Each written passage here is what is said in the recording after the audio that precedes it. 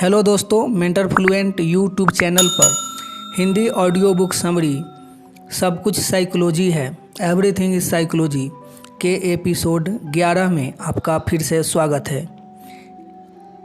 इस दुनिया में जितने भी शब्द हैं उन सभी शब्दों के अपनी एक अलग साइकोलॉजी होती है। जैसे नौकरी, व्यवसाय, राजनीति, शादी, ये सभी जो वर्ड हैं इनकी अपनी साइकोलॉजी होती है। पिछले एपिसोड में हम लोगों ने व्यवसाय के जो साइकोलॉजी होती है, व्यवसाय वर्ड की साइकोलॉजी क्या होती है उसको हमने सीखा। अब नौकरी जो शब्द है उसके साइकोलॉजी क्या है। अब व्यवसाय से अलग नौकरी की अपनी नेचुरल साइकोलॉजी है। आपको दूसरे के निर्देश सुनने होते हैं, कभी बात बेबात अपमान भी सहना पड़ता है, परंतु हाँ, इसमें उतार चढ़ाव नहीं आते। साथ ही आय का यह एक नियमित जरिया है। यही सब नौकरी की नेचुरल साइकोलॉजी है और इससे कोई बदल नहीं सकता। अब यहाँ एक नौकरी करने वाला अगर रातों रात प्रगति की सोचे तो पागल है। कभी कभार अपमान सहना पड़े और दुखी हो जाए तो गलत है। इसका अर्थ यह हुआ कि नौकरी को उसकी व्यवहारिक नेचुरल साइकोलॉजी के साथ स्वीकारा नहीं है, यानी कहीं न कहीं भीतर गहरे में वो नौकरी से अपनी साइकोलॉजी बदलकर भिन्न व्यवहार की उम्मीद कर रहा है और जो होने वाला नहीं है। ऐसी व्यर्थ की कामना और कोशिश से सिर्फ दुख ही मिलेगा। और मैं यही कह रहा हूँ कि व्यवहारिक शब्दों की साइकोलॉजी बदलने वाला नहीं, आपको उसकी नेचुरल साइकोलॉजी पहचान कर तथा अपने टेम्परामेंट से उसे मिलाकर ही उससे कॉम्बिनेशन करना चाहिए, वरना कारण अकारण दुख झेलना पड़ेगा। वर्ड जो दूसरा वर्ड है शादी। अब आप शादी के लड्डू तो खाना चाहते हैं पर उसके पीछे आने वाली जवाबदारियां उठाना नहीं चाहते। शादी के बाद जब भी आपकी स्वतंत्रता पर हमला होता है या कोई कार्य आपको कंपल्सन में करना पड़ता है कि उखड़ जाते हैं। अब यह तो शादी की नेचुरल साइकोलॉजी है, उससे टेम्परामेंट नहीं बिठा सकते हो तो शादी करो ही मत, क्योंकि शादी करोगे तो स्वतंत्रता पर रोज़ रोज़ हमले होंगे ही। यदि स्वतंत्रता पर हमले बर्दाश्त नहीं हो तो शादी मत करो। बाकी शादी तो आपके लिए अपनी नेचुरल साइकोलॉजी नहीं बदलने वाली, आपको ही बदलना होगा। अपनी साइकोलॉजी नहीं बदलनी होगी, खुद को एडजस्ट करना होगा, खुद से कॉम्बिनेशन बैठानी पड़ेगी। राजनीति की भी अपनी नेचुरल साइकोलॉजी होती है। राजनीति का पहला ध्येय ही सत्ता में आना और सत्ता टिकाए रखना होता है। साम दाम दंड भेद से हाँ, भावना शुद्ध यानी देश की सेवा की रखनी चाहिए। मौका मिले तो देश की सेवा जमकर करनी भी चाहिए, परंतु साम दाम दंड भेद से सत्ता में आना इसकी नेचुरल साइकोलॉजी है। यदि आपका टेम्परामेंट साम दाम दंड भेद वाला नहीं है तो आप कभी राजनीति में आगे नहीं बढ़ सकते। फिर तो इसमें जाना भी मत, बड़ा दुखी होगे। राजनीति अपनी साइकोलॉजी बदल सकती नहीं, सो आपका उससे टेम्परामेंट बैठ सकता हो तो ही ठीक, वरना बाय बाय। अन्यथा तो आप जानते ही होंगे कि कितने बड़े बड़े लोग हजारों अच्छी भावनाएं लिए राजनीति में कूदे हैं, लेकिन सबका हश्र देख लेना समझ आ जाएगा कि राजनीति की साइकोलॉजी से तालमेल न बिठा पाने के कारण उन्हें किस कदर की नाकामी भोगनी पड़ी है। क्राइम, अपराध की भी अपनी एक नेचुरल साइकोलॉजी है। पकड़े जाने पर अपराध के अनुपात में सज़ा मिलती ही है। यदि आप में सज़ा हंसते हंसते काटने का टेम्परामेंट न हो तो किसी के बहकावे में आकर अपराधी बनना ही मत। और अपनी टेम्पररी प्रॉब्लम सॉल्व करने के लिए तो अपराध कभी मत करना, क्योंकि यह समझकर चलना कि अपराधी बनोगे तो आज नहीं तो कल पकड़ो ही जाओगे, और जब पकड़े जाओगे तो सज़ा भी होगी ही। यदि सज़ा झेलने का टेम्परामेंट नहीं तो फिर क्यों भविष्य के दुख के बीज बोते हो। फिर चाहे आप वह अपराध कर स्कूल या अपनी नौकरी की जगह ही क्यों न कर रहे हो, पकड़े जाने पर वहाँ भी कम से कम अपमानित तो होना ही पड़ेगा। यदि अपमानित होने पर दुख पकड़ने वाला हो तो अपराध करना ही क्यों, क्योंकि अपराध की साइकोलॉजी तो चेंज होने वाली नहीं। यही बात भ्रष्टाचारियों पर भी लागू होती है।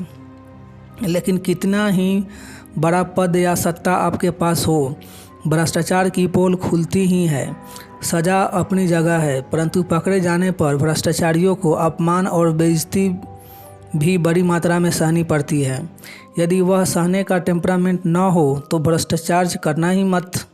और यहाँ यह समझ लेना कि सहने की क्षमता किसी में नहीं होती। सहते वक्त कष्ट सबको होता है, तो फिर ऐसा करना ही क्यों? अपने दुखों की कब्र बिना शब्दों की नेचुरल साइकोलॉजी समझे खोदना ही क्यों? अब ऐसे तो अनगिनत व्यवहारिक शब्द हैं, सबकी चर्चा इस सीमित जगह में हो नहीं सकती, परंतु यह समझ ले कि वे सारे व्यवहारिक शब्द जो आपका कॉम्बिनेशन कई व्यक्तियों से एक साथ बिठा देते हैं, उन सब की भी अपनी एक नेचुरल साइकोलॉजी होती ही है। और उसे बिना समझे तथा अपने टेम्परामेंट से बिना सेट किए कॉम्बिनेशन करते रहने की आदत ने मनुष्य को सबसे ज़्यादा दुखी कर रखा है। और यदि अपनी संपूर्ण बात समेटूं तो वस्तु हो या व्यक्ति या फिर व्यवहारिक शब्द ही क्यों ना हो, सबकी अपनी एक नेचुरल साइकोलॉजी होती है और उनमें से किसी को भी बदलने की कामना या कोशिश मनुष्य के सारे दुखों का मूल है। मनाने को तो आप मौत का भी मातम मनाते हैं, लेकिन उस वक्त आप यह भूल जाते हैं कि मृत्यु जीवन का साइकोलॉजी का अंतिम सिरा है। वहाँ भी दुख आप जीवन की साइकोलॉजी बदलने की चाह का ही भोग रहे होते हैं।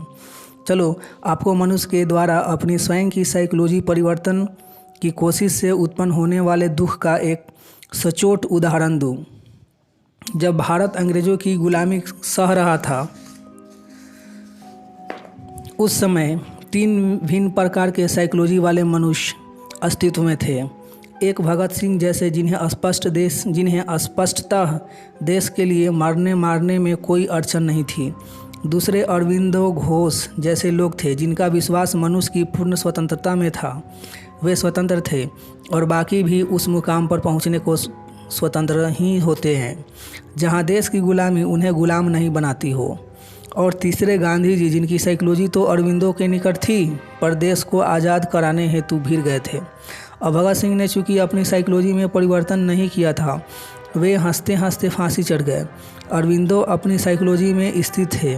उन्हें आज़ादी की जंग के परिणाम ने कभी दुखी नहीं किया, लेकिन गांधी जी बात बात पर दुख झेलने को मजबूर थे। अंग्रेज जुल्म करे तो भी दुख और चंद्रशेखर भगत सिंह वगैरह हिंसा करे तो भी दुख, क्योंकि वे अपनी साइकोलॉजी परिवर्तित करने की कोशिश कर रहे थे जो हो नहीं सकती थी। बस इस कारण वे बात बात में दुखी व भ्रमित रहते थे। खैर, अब शायद आप यह समझ गए होंगे कि आप अपनी ही साइकोलॉजी क्यों न परिवर्तन करने में लगे हुए हों। उससे भी उत्पन्न तो दुख ही होगा, लेकिन फिर भी आप ध्यान नहीं देते। जब भी आपको दुख पकड़ता है तब थोड़ा गौर कर लेना। अक्सर वह आपके द्वारा किसी भी कारण या मजबूरी में अपनी साइकोलॉजी परिवर्तित करने के कारण होता है। आपकी इच्छा या मूड कुछ और होता है और आप कुछ और कर रहे होते हैं। बस आप अधिकांश समय अपनी साइकोलॉजी बदलने का ही भुगत रहे होते हैं। सो यह बात हमेशा के लिए गांठ बांध लेना कि आपके जीवन में जब कोई दुख या कष्ट या टेंशन आता है तो आप अपनी या किसी और की या फिर किसी वस्तु, व्यवहार या परिस्थिति की साइकोलॉजी बदलने की कोशिश कर रहे हैं, वरना उसके बगैर मनुष्य में क्षण भर को कोई दुख नहीं आ सकता। वापस अपनी नेचुरल साइकोलॉजी में कैसे स्थित हों? मुख्य बिंदु पर आने से पूर्व यदि एक बार अब तक की कही बातों का सार कहूँ तो हर वस्तु की अपनी नेचुरल रूपांतरणीय और कॉम्बिनेशन साइकोलॉजी होती है। मनुष्य की भी अपनी नेचुरल कॉम्बिनेशन और कॉम्बिनेशन के कारण पैदा हुई रूपांतरणीय साइकोलॉजी होती है। वस्तुओं की चूँकि स्वतंत्रता नहीं, इसलिए कॉम्बिनेशन व रूपांतरणीय साइकोलॉजी में उतरना या तो उनकी मजबूरी होती है या उन्हें ज़बरदस्ती कर मजबूर किया जाता है। विज्ञान की पूरी प्रगति वस्तुओं की तीनों साइकोलॉजी पहचानने और उनके बेहतरी के लिए उपयोग करने के कारण हुई है। विज्ञान प्रगति कर गया, परंतु मनुष्य का दुख और दर्द वहीं का वहीं रहा, क्योंकि वह साइकोलॉजी समझने और उसका उपयोग करने में फेल हो गया। वह एक ऐसे उल्टे रास्ते पर चल पड़ा जहां से वह हर वस्तु, व्यक्ति और शब्दों की साइकोलॉजी को अपनी इच्छानुसार परिवर्तित करने की कोशिश में लग गया, और जो नियम से संभव नहीं। विज्ञान साइकोलॉजी परिवर्तन की कोशिश नहीं कर रहा है, बल्कि उनकी साइकोलॉजी जानकर उनका उपयोग कर रहा है, इसलिए सफल है। आपको भी यही कला सीखनी है। आप कहेंगे कि यह सब तो हम समझ गए हैं कि उटपटांग कॉम्बिनेशन साइकोलॉजी बनाकर तथा उसके प्रभावों में आकर हम सुख व सफलता दिलवाने वाली नेचुरल साइकोलॉजी से भटक गए हैं। आपने दुख और असफलता दूर करने के तथा सुख और सफलता दिलाने के कई उपाय भी बताएं, लेकिन क्या कोई ऐसा सीधा उपाय नहीं है कि हम सीधे अपनी नेचुरल साइकोलॉजी में फिर स्थित हो जाएं? क्या कोई ऐसा सरल उपाय नहीं कि हम जल्द ही सुख व सफलता की राह पर लग जाएं? बिल्कुल है।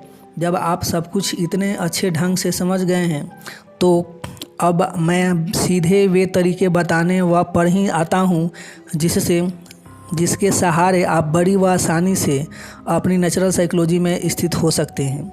लेकिन उन तरीकों की चर्चा प्रारंभ करूं उससे पहले एक बार फिर यह याद दिला दूं कि मनुष्य भले ही पदार्थों, पेड़ पौधों व जानवरों से अलग है, परंतु स्वतंत्र भी है, परंतु प्रकृति के सारे नेचुरल लॉ उस पर भी बराबरी पर लागू होते ही हैं।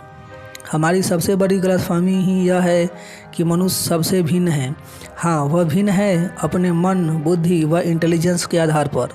वह अलग है अपने धड़कते हृदय व भावों के आवन जावन के कारण, परंतु फिर भी उसके मन, बुद्धि हो या उसका धड़कता हृदय हो, उसकी इंटेलिजेंस हो या उसके भाव हों, उन सब पर भी प्रकृति के सारे नियम लागू हैं ही।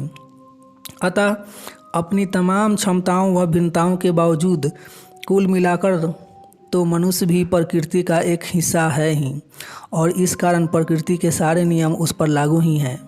बस उन नियमों का पालन करो तथा सुख व सफलता के शिखर छू लो। कौन रोकता है? समझे, प्रकृति एक विशाल ऊर्जा है। उसके होने के तरीके के खिलाफ जाना प्रकृति से टूटना है, और प्रकृति से टूटे तो ऊर्जा गई। फिर हमें अपनी सीमित ऊर्जा से काम चलाना पड़ता है। वह है ही कितनी, वह तो किसी का गुराना तक बर्दाश्त नहीं कर सकती। सो प्रकृति से ट्यूनिंग रखे बगैर मनुष्य का उद्धार नहीं। यह स्पष्ट समझ लो कि प्रकृति से ट्यूनिंग हुए बगैर न बड़े वैज्ञानिक आविष्कार करना संभव है, न किसी महान कला का बहना संभव है। सो सीधे सीधे प्रकृति की शरण हो जाओ, उसका व्यवहार अपना लो। बस आप प्रकृति से ट्यून्ड, फिर ऊर्जा ही ऊर्जा। अतः मेरा निवेदन है कि यदि आप थोड़ी सी समझ जगाकर चारों ओर फैली प्रकृति के कार्यकलापों को ध्यान से देख समझ पाएँ तो आपको किसी ज्ञान, धर्म, भगवान या मेरे जैसा की ज़रूरत नहीं। नेचर से बड़ा ज्ञानी दूसरा कोई नहीं, इससे बड़ा शिक्षक कोई नहीं। बस नेचर जिस प्रकार का और जिस आधार पर व्यवहार कर रहा है वही आप भी जीवन में उतार लें। सब सेट। चलो, आपको सीधे नेचर की ओर झांकने, उसे समझने और जीवन में उतारने में तकलीफ हो रही हो तो अगले अध्याय में मैं स्वयं आपको नेचुरल साइकोलॉजी से उत्पन्न तमाम नेचुरल नियमों से मिलवाए देता हूँ। फिर उसके अनुरूप स्वयं को कैसे ढालना, यह आपकी समझ और क्षमता पर निर्भर है। मिलेंगे नेक्स्ट एपिसोड में। तब तक अपना ढेर सारा ख्याल रखें, लाइफ को एंजॉय करें। Thank you.